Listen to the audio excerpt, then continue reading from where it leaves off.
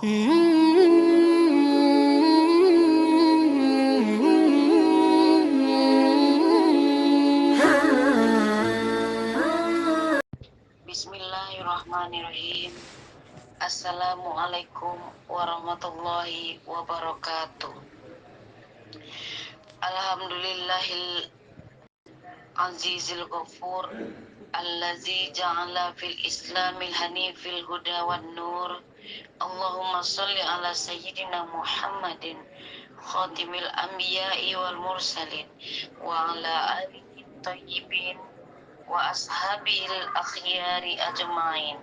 Amma ba'du. Yang sama-sama kita hormati guru kita Bapak Ustadz Awang Abdul Razak selaku pimpinan dan pengasuh Majelis Zikir wa Ta'lim Riyadhah Firqatul Mujahidin, dan yang kami hormati bapak-bapak, ibu-ibu jamaah RFM yang dirahmati Allah Subhanahu wa taala.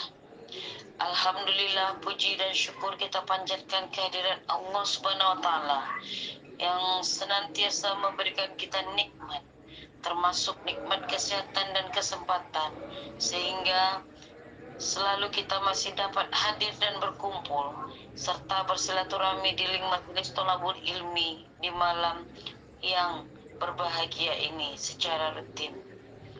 Salawat dan salam kita semoga selalu tercurah limpahkan kepada Nabi Muhammad SAW, kepada keluarganya, kepada para sahabat, pada kita semua, dan kepada pengikutnya hingga yaumil akhir. Amin ya rabbal alamin.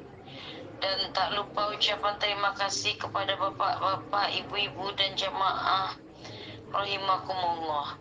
Semoga senantiasa istiqomah mengikuti pengajian ini dengan mengharapkan ridho dari Allah Subhanahu wa taala. Baiklah hadirin sekalian, untuk mengawali pengajian ini, marilah kita buka acara ini dengan mengucapkan basmalah. Bismillahirrahmanirrahim. Selanjutnya, acara inti adalah kajian kitab Al-Hikam, hikmah ke-9. Berkata Imam Ahmad Ibnu Athaillah As-Sakandari rahimahullah, tanawa'at ajnasul a'mal lita'nawu'i waridatil ahwal. Jenis amal itu bermacam-macam karena asupan hati juga beragam. Sebelum kita mendengarkan penjelasan mengenai hikmah ke-9 dari guru kita, marilah bersama-sama kita dengarkan lantunan ayat suci Al-Quran dan hadis Rasulullah yang berkaitan dengan hikmah ke-9 yang akan dibawakan oleh Ibu Ani Ibtidaiyah dari Semarang. Kepada Ibu Ani Ibtidaiyah, waktu dan tempat kita persilahkan.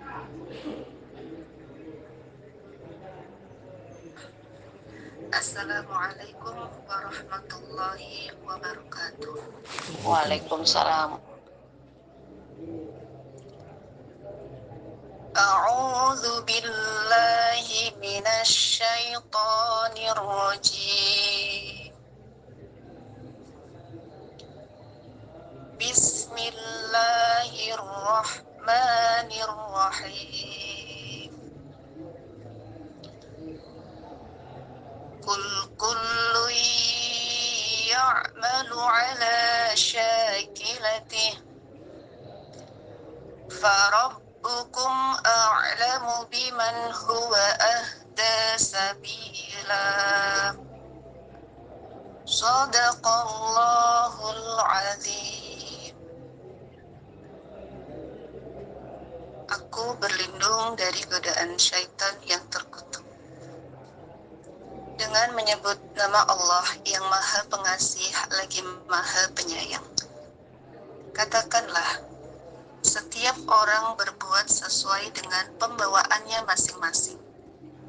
Maka Tuhanmu lebih mengetahui siapa yang lebih benar jalannya. Maha benar Allah dengan segala firman-Nya. Wa qala Syekhul Islam Ibnu Taimiyah radhiyallahu anhu, al-a'malu dzahiratu la takunu salihatan maqbulatan illa biwasitati a'malil qalbi.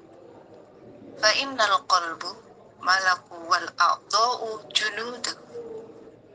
Fa idza khabasa al malaku khabasat junuduhu. Amalan badan tidak akan diterima tanpa perantara amalan hati, karena hati adalah raja, sedangkan anggota badan ibarat prajuritnya. Bila sang raja buruk, maka akan buruk pula seluruh prajuritnya. Wassalamualaikum warahmatullahi wabarakatuh. Waalaikumsalam warahmatullahi wabarakatuh. Masya Allah. Jazakillahi khairan kathiran kepada Ibu Ani Ibtidaiyah. Semoga kita semua setelah mendengarkan lantunan ayat suci Al-Quran dan hadis Rasulullah yang berkaitan dengan hikmah ke-9 ini, menambah semangat kita dan menambah kadar keimanan kita untuk mengkaji terus ilmu Allah dari kitab Al-Hikam. Baiklah bapak-bapak, ibu-ibu jemaah rahimakumullah. Selanjutnya marilah bersama-sama kita dengarkan tausiah dari guru kita Bapak Ustadz Awang Abdul Razak. Sekaligus nanti ditutup dengan doa. Kepada Bapak Ustadz, waktu dan tempat kita persilahkan. Assalamualaikum warahmatullahi wabarakatuh. Waalaikumsalam warahmatullahi wabarakatuh. Bismillah, alhamdulillah. Alhamdulillahilladzi amarna bi kasratil ibadah wal istiqamah. Asyhadu an la ilaha illallah wahdahu la syarikalah wa asyhadu anna Muhammadan abduhu wa rasuluh. Allahumma shalli wa sallim wa barik ala sayyidina Muhammad ibn Abdillah wa ala alihi wa sahbihi wa mawalah. Amma ba'd. Qala Allah ta'ala, a'udzu billahi minasy syaithanir rajim. Alam ya'ni lil ladzina amanu an tasha'a qulubuhum li dzikrillah wa ma nazala minal haqq.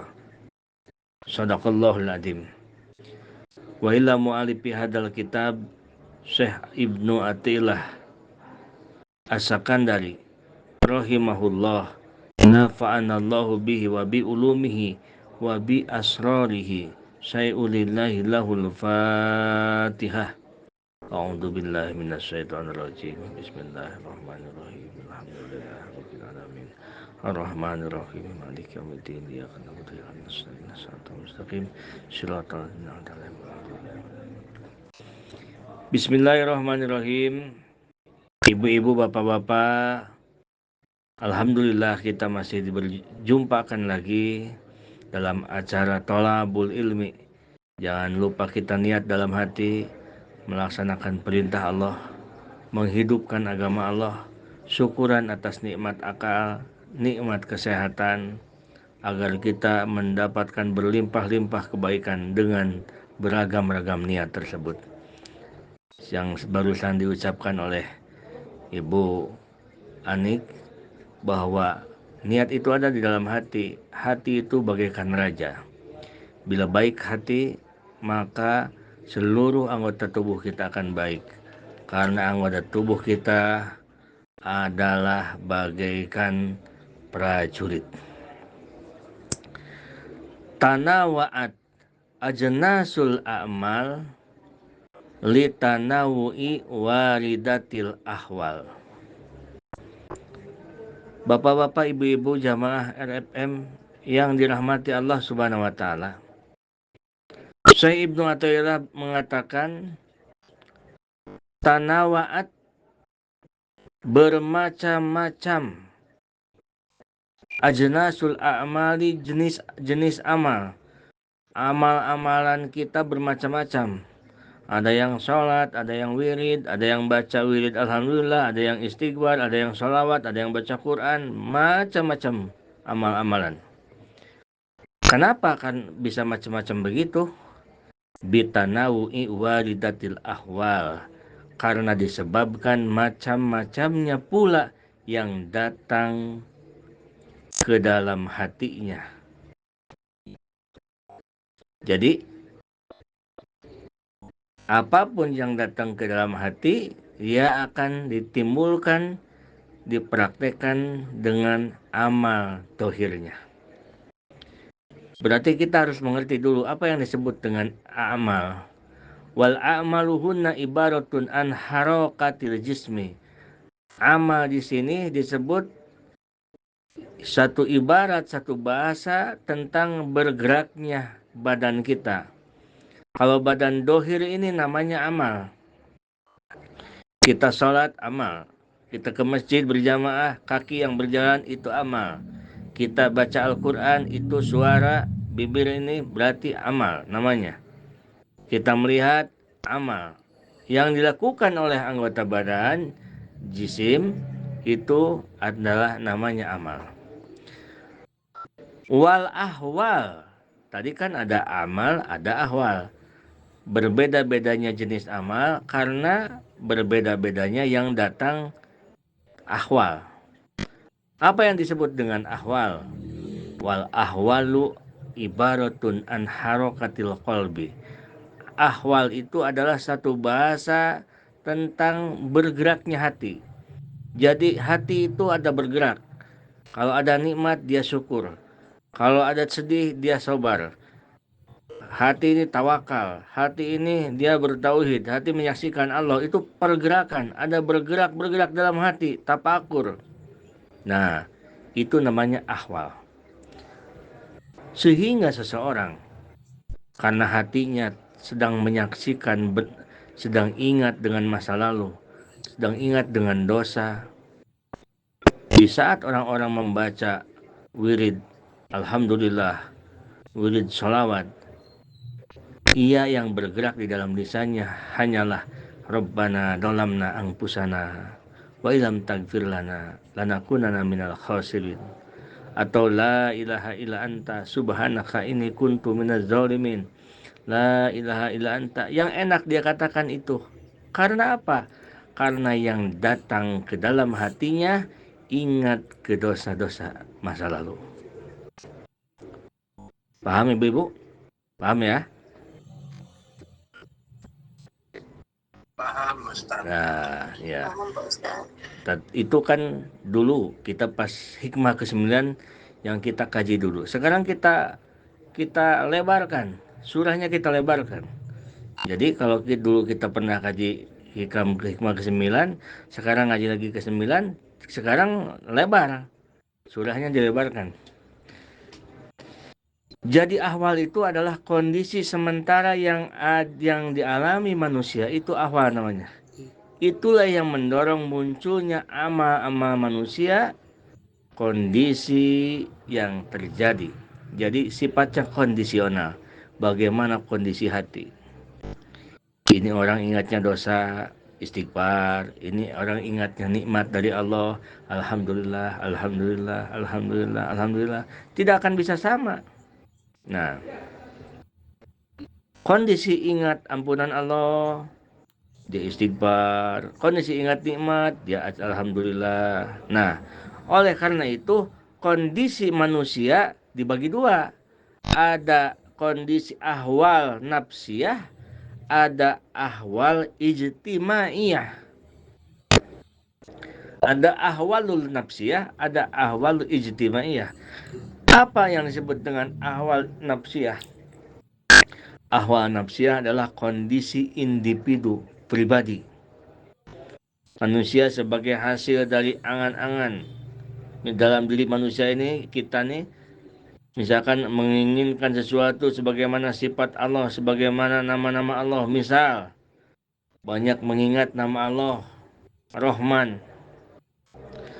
Karena kita banyak mengingat sifat-sifat Allah yang baik, nama-nama Allah yang baik, karena kita mengingat jamalnya Allah, eloknya Allah, lisan kita tidak terasa mengucapkan alhamdulillah, alhamdulillah, alhamdulillah, alhamdulillah, karena kita menyaksikan eloknya sifat-sifat Allah.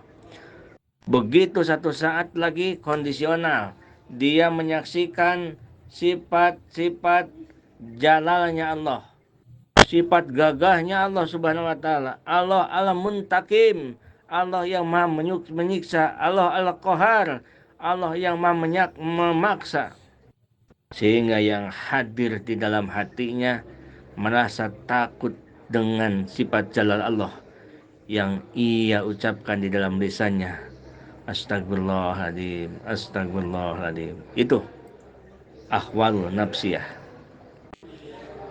Jadi ibu-ibu bapak-bapak sekalian, jamaah RFM yang dirahmati Allah Subhanahu wa taala, tanawa'at ajnasul qurabat bisababi ihtilafi ma taridu alal qalbi minal hal kal haya wan nadami wa zikri ni'matin wa ghairiha.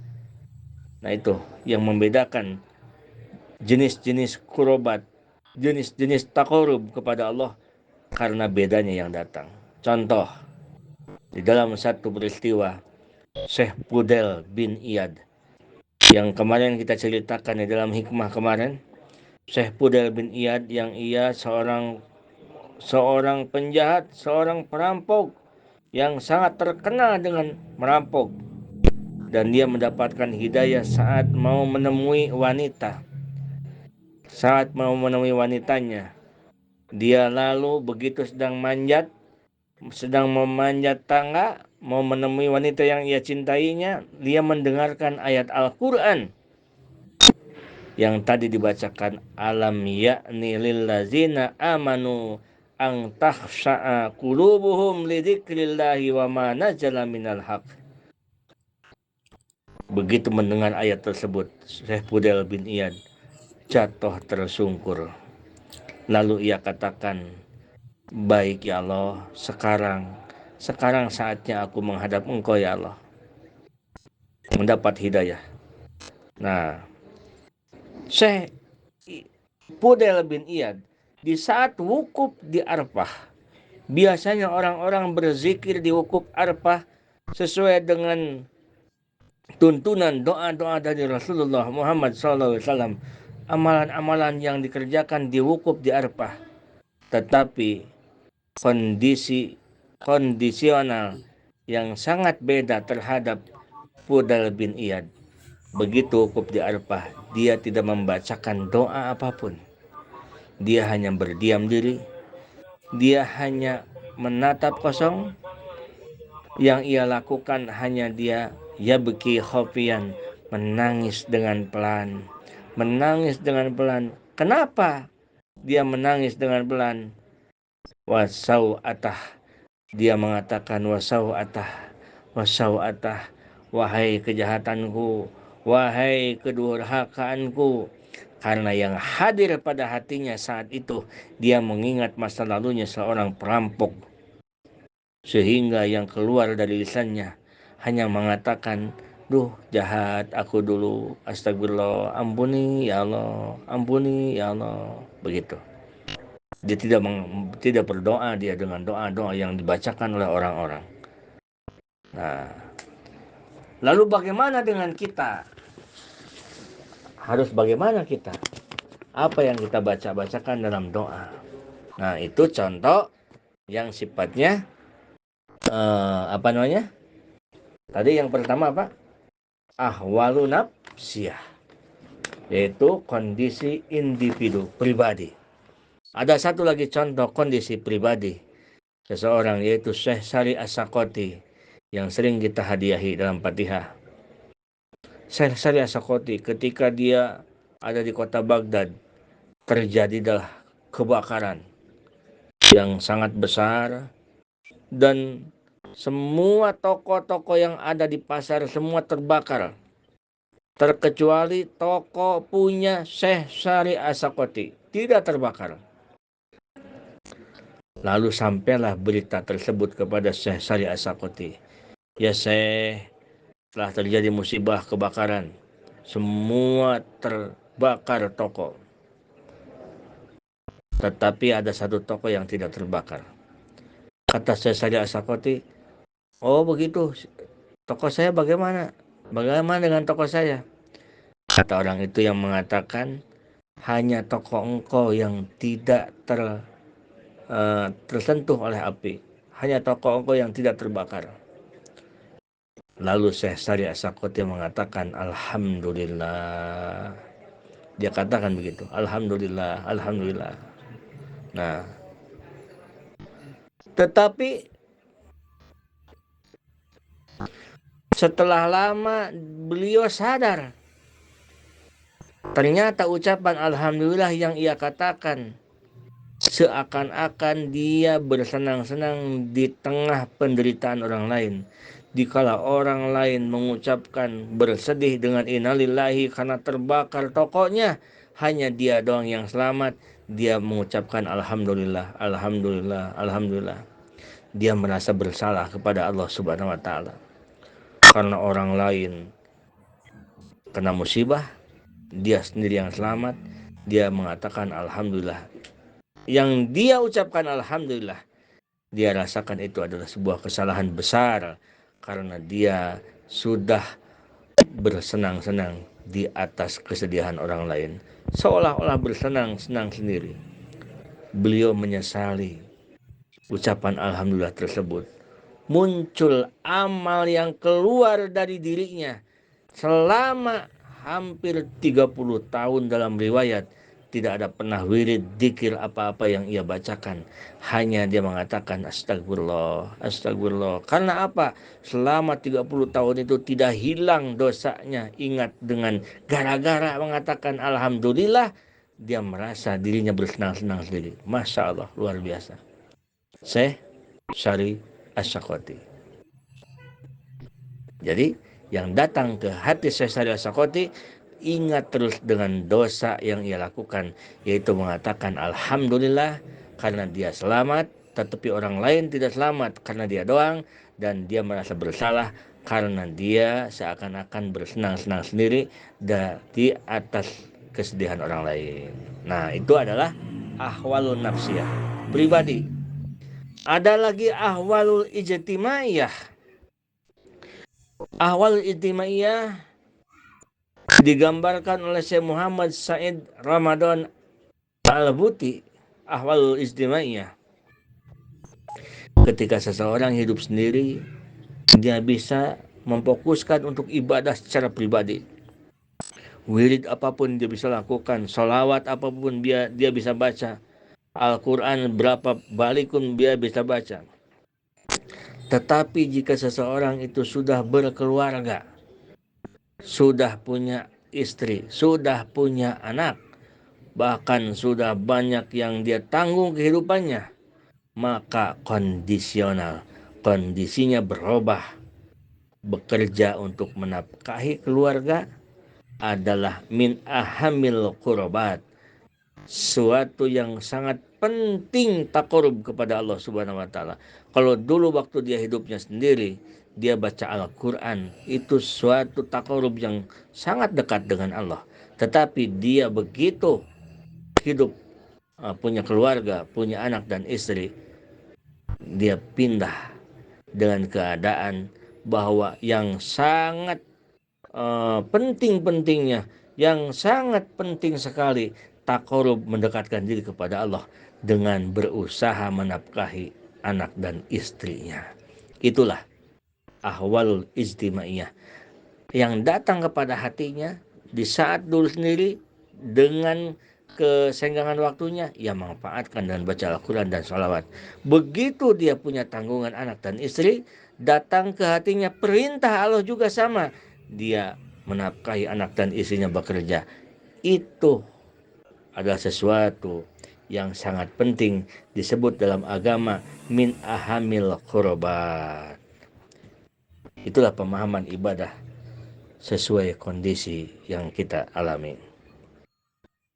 Jangan sampai seperti ini, gambaran orang yang bekerja, misalkan dia bekerja di suatu perusahaan, dikasih istirahat dari jam 12 sampai jam 13, 1 jam. Lalu dia gunakan untuk sholat, tetapi dia lama-lama sholat itu, dia lama-lamakan sehingga lebih dari jam 1. Nah, bagi orang-orang yang sedang suluk belajar untuk hidupnya hati-hati, baca Al-Quran dan sholawat tersebut dia berdiam di musola tempat kerja, dia berdiam di musola tempat dia dinas di kantor, melebihi waktu istirahat, jam 1 istirahatnya melebihi, atau dia waktu duha tanpa seizin perusahaan, tanpa seizin di kantor, dia yang harusnya melayani orang lain, tetapi dia tinggalkan dengan berduha, berlama-lama duhanya, bukan berduha sebentar. Kalau duha sebentar nggak apa-apa, berlama-lama, sehingga timbul ada korupsi waktu di situ. Maka duhanya dan sholatnya hanyalah sebagai maksiat di pandangan Allah Subhanahu wa taala. Paham Ibu? Halo, paham Ibu? Paham, Ustaz. Ya baik. Kenapa? Karena ia mempunyai tanggung jawab yang lain. Karena ada ahwalul ijtimaiyah. Ada satu keadaan yang menuntut dirinya sama ibadahnya penting melayani orang lain. Orang kita sedang bekerja melayani orang lain, kok kita malah duha. Berlama-lama duhanya. Gitu. Kalau sebentar nggak apa-apa. Wirid istirahat dari jam 12 sampai jam 13, kok ini sampai jam setengah 2. Taunya pas dicari lagi baca waqiah. Nah itu di pandangan sisi agama dengan maksud bermalas-malasan sehingga dia korupsi waktu. Gambaran manusia memang sedang ibadah, tetapi gambaran agama dia sedang bermaksiat karena dia sedang korupsi dengan waktunya. Wah, luar biasa ibu-ibu ya. Ibu-ibu, Betul, luar biasa sekali Pak Ustadz. lihat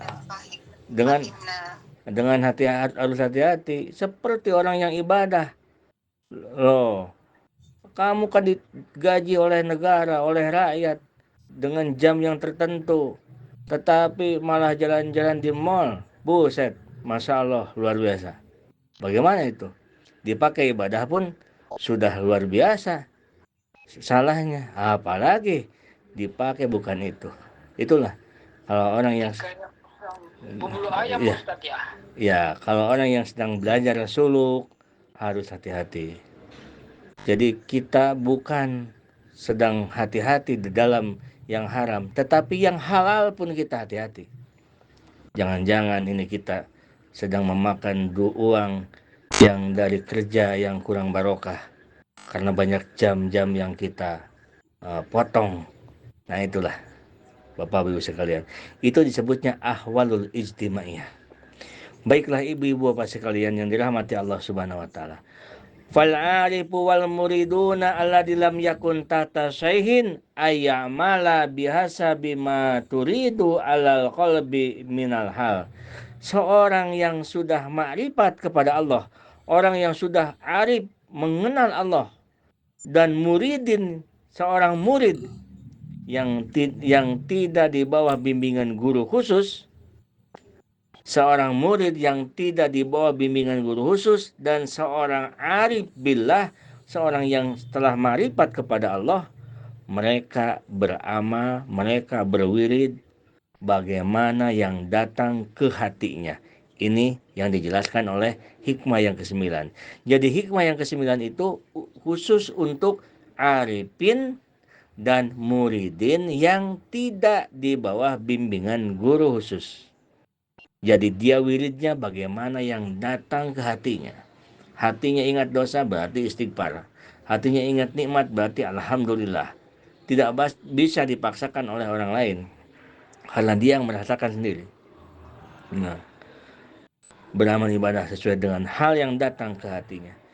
Biasa selesai sholat fardu, baca wirid, subhanallah, subhanallah, alhamdulillah, alhamdulillah, Allahu Akbar, Allahu Akbar, dia tinggalkan. Karena apa? Karena begitu sholat dia mengingat nikmat Allah, maka dia setelah sholat bacanya alhamdulillah, alhamdulillah, alhamdulillah terus sampai 1000 sampai berapa. Nah, itulah muridin yang tidak di bawah bimbingan guru, atau arifin yang telah ma'rifat kepada Allah Subhanahu wa taala. Dia wiridnya mengikuti kata hati. Wa amal muridu alladhi tahta syaihin ayamana bima ya'muruhu syaihuhu. Tetapi kalau seorang murid yang di bawah bimbingan gurunya, dia mengamalkan apa yang diperintahkan oleh gurunya. Kata gurunya habis sholat baca la ilaha illallah 165. Walaupun hati kita rasanya ingin baca istighfar, jangan ikutin kata hati, itu ikutin perintah, ikutin perintah gurunya. Kata gurunya, ini bacakan ini, sebelum tidur baca ini. Kita kayaknya enaknya begini, baca ini loh, tapi ini disuruh begini, ikutin kata gurunya. Kalau yang di bawah bimbingan, kecuali kalau yang tidak di bawah bimbingan, dia ikutin kata hati.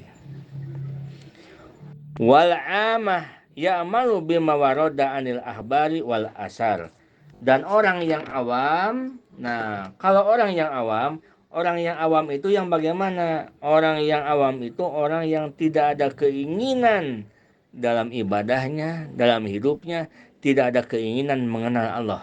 Ibadahnya tidak ada keinginan sampai kepada Allah. Yang penting dia sholat saja, cukup melaksanakan sholat.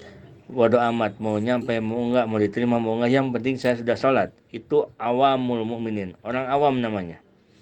Tidak ada keinginan sampai kepada Allah, mengenal Allah. Nah, ada lagi muridin. Kalau murid adalah orang yang ada keinginan, bukan murid-murid itu, bukan murid di sini, bukan murid ada guru ada murid, bukan begitu. Murid itu maksudnya ada murid, ada murad kan? Tina waroda, ada murid. Nah, murid itu adalah orang-orang yang ada keinginan ma'rifat kepada Allah. Dalam ibadahnya ada keinginan sampai ke Allah. Dalam segala hal ada keinginan hidupnya ini sampai ke Allah. Benar-benar innalillahi wa inna ilaihi rajiun. Itu adalah muridin. Sehingga dia lebih hati-hati dalam hidupnya. Dalam usahanya hati-hati. Dalam mencari nafkahnya hati-hati. Ibadahnya pun hati-hati. Bukan hanya di dalam dohirnya, tetapi hatinya pun ditata rapi, tetapi rasanya pun ditata rapi. Itu muridin, karena dia ada keinginan yang besar, ingin sampai kepada Allah. Ada lagi satu, yaitu arifin. Kalau arifin, dia orang yang sudah ma'rifat, sudah musyadah, sudah sampai ke hadrat Allah subhanahu wa ta'ala, sehingga dalam hidupnya dia hanya merasakan agungnya Allah, dirinya tidak ada, yang ada hanyalah Allah subhanahu wa ta'ala. Itulah adalah arifin. Nah, wal amatu ya'malu bima waroda anil ahbari wal asar. Orang-orang yang awam, dia beramalnya, wiridnya, ngikutin sesuai yang diajarkan hadis dan Rasulullah. Hadis dan asar dari para sahabat. Kata hadis, habis sholat, bacakannya subhanallah, subhanallah 33. Bacakannya Allahu Akbar 33. Itu saja. Itu kalau orang awam, orang umum. Tetapi kalau orangnya sudah ningkat jadi muridin, dia tergantung apakah dia muridin di bawah bimbingan guru khusus. Kalau muridin di bawah bimbingan guru khusus, dia mempasrahkan dirinya terhadap gurunya. Alhasil apapun yang diperintah gurunya, ia laksanakan. Begitu. Atau muridin yang tidak di bawah bimbingan guru khusus, sama dengan arifin. Wiridnya dia bagaimana yang datang ke dalam hatinya. Kalau kedatang ke dalam hatinya ingat nikmat, wiridnya dia alhamdulillah, alhamdulillah. Kalau ingat dia banyak dosa, astagfirullah, astagfirullah, atau apa aja, robana, dolamna anfusana dan sebagainya. Itulah. Nah, jadi kita bisa di sini bisa memilih posisi kita di mana. Kalau posisi kita muridin yang sedang dibimbing, berarti kita ikut bimbingan. Baca ini, baca begitu bangun malam baca la ilaha illa anta subhanaka inni kuntu minadz zalimin 1000. Nah gitu. Enggak usah hati saya bagaimana ya, saya enaknya begini, enggak usah begitu. Kecuali kalau muridin yang memang tidak di bawah bimbingan guru, itu bebas sesuai dengan apa yang datang ke dalam hati.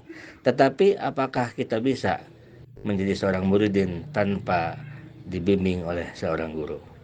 Mudah-mudahan kita semua ibadah kita apapun itu diterima dan jadikan amal soleh yang ada dalam ridho Allah Subhanahu wa Ta'ala. Itulah Bapak-bapak Ibu sekalian, hikmah yang ke-9, tanawa'at aznasul a'mal bitanawu'i waridatil ahwal. Berupa-rupa bermacam-macamnya jenis amal, wiridan dan segala macam, beda semua, bitanawu'i waridatil ahwal, karena beda-bedanya yang datang ke dalam hati. Khusus itu untuk muridin yang tidak di bawah bimbingan guru khusus, dan untuk arifin yang hikmah yang ke-1 ini, yang ke-9 ini. Alhamdulillahirrahmanirrahim. Hadanallahu wa yakum ajmain. Assalamualaikum warahmatullahi wabarakatuh.